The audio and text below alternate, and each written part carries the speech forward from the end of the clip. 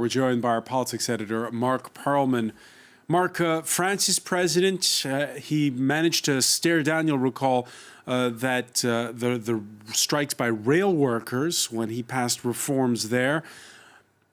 What's it going to be like, though, with this leaderless movement? Well, it's proving to be much more difficult. You're right. There was this major reform of the railway system. There was also the reform of the labor law, and you had the unions calling for demonstrations.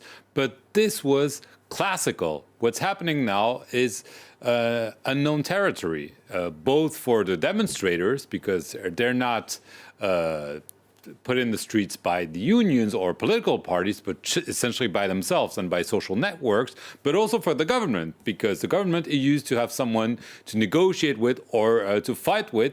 There, it's a leaderless movement, so it's proving to be much more difficult. And also, yes, they're protesting against hikes for fuel, but more generally, they're fed up with taxes, and it's much more difficult, even though the government can claim that it's lowering taxes in some levels.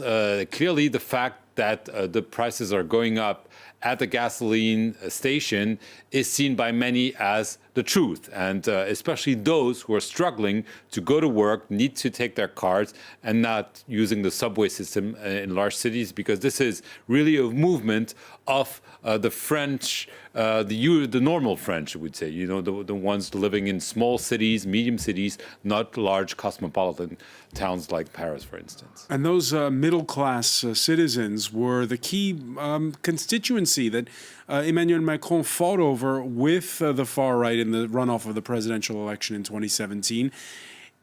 How are the political parties from the far left to the far right in the opposition? They've been expressing their solidarity with the movement, but how much political hay can they make of this? That's a good question. No one knows because, as I said, the unions didn't start this, the political parties didn't start this. Obviously, some of them are using this and clearly jumping on the bandwagon to try to say Emmanuel Macron is really the leader of the elite, of the cities. He doesn't care about the real French, quote unquote.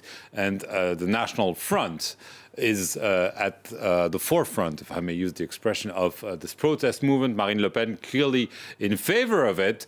The Conservatives are also, we saw the leader of the Conservative Party, Laurent Wauquiez, go and support the movement Saturday on the field. The Socialists who were in power, they don't really know what to say. The far left is also in support, but trying to keep it distant because no one really knows what happens, because it's a leaderless movement. Some are saying this might morph into a political movement, a little bit like the five-star movement in Italy, but we're far from it. No one really knows what will happen, starting with the government. They put out some measures to try to avert this last week. It didn't work. Now there are calls for a new movement next Saturday. We'll see what happens. A new kind of populism. A new kind of populism, yes, it's really a mixed bag, because we've seen some people from the far right, some people from the far left, but most people are fed up. And you never know where it starts and you don't know where it ends. All right.